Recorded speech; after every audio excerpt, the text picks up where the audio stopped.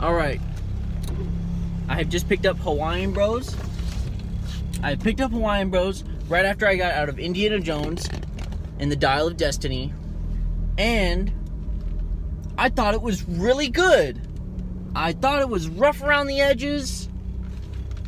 This fucking truck is gonna take forever to get out. It was rough around the edges. There are like some little things here and there that you could change and it would be a tighter movie. But I mean, I think compared to Kingdom of the Crystal Skull, I think the story was better.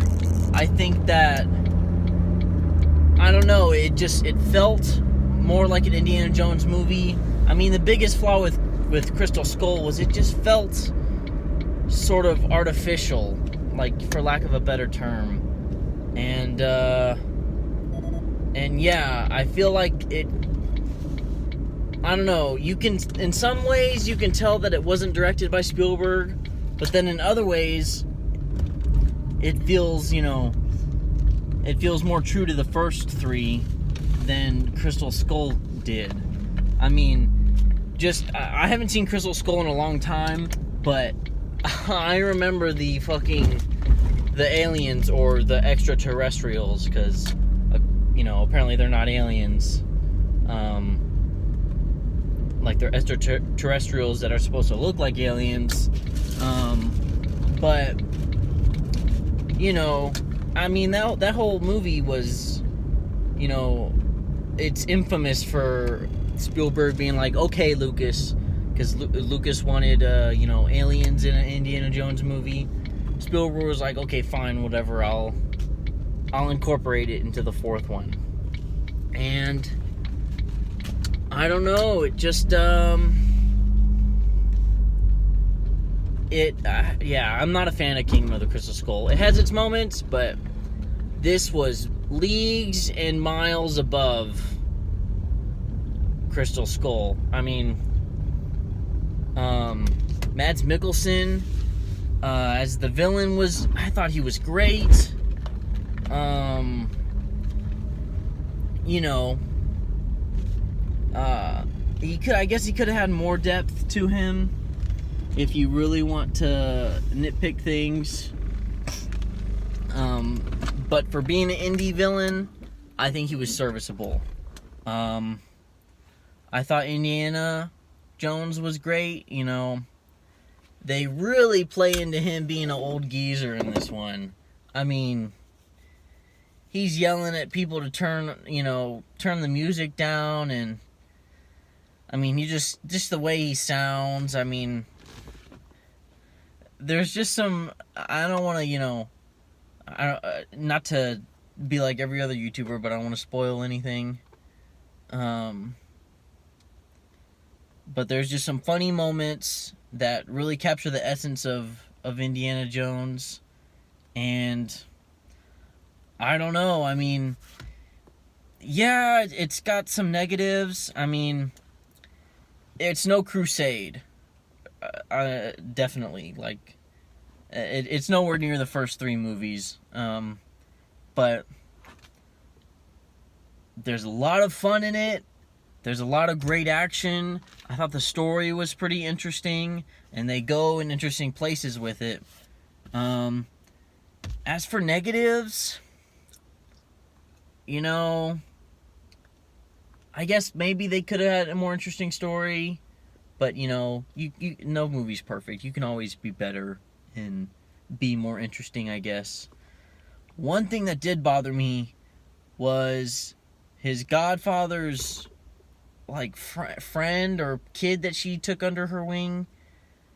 I just did not like him. I mean, I didn't like him when he first appeared. He was just annoying. I feel like people call child characters or child actors, you know, people overuse annoying. You know what I mean? But I don't know, I just didn't buy him. I felt like he got the worst dialogue. And, okay, I mean, this is a minor spoiler, I guess. But this has one of the stupidest moments since Fast and Furious 10, where, if you guys remember or saw that, they expect you to believe that Dom's son, who looks like he's fucking 10 years old, is able to drift this car, this old 70s Charger. I think it's a 1970 Charger or a 69 Charger. You know, doing donuts and stuff. And it's just like, how stupid do you guys think we are? You know? It's just ridiculous. Like, I can suspend my disbelief, you know? I can throw that, you know, logic out the window. That's fine.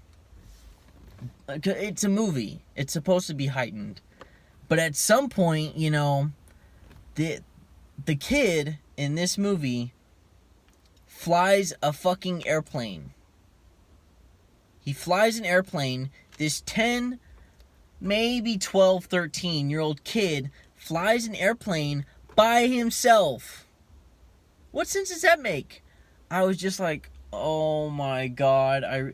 I was so into the movie. I was like, yes, this feels great. I like a lot about this. And then, dude, that moment just took me out so much. It was just, why can't you make the kid just a little bit older to make it just a little bit more believable?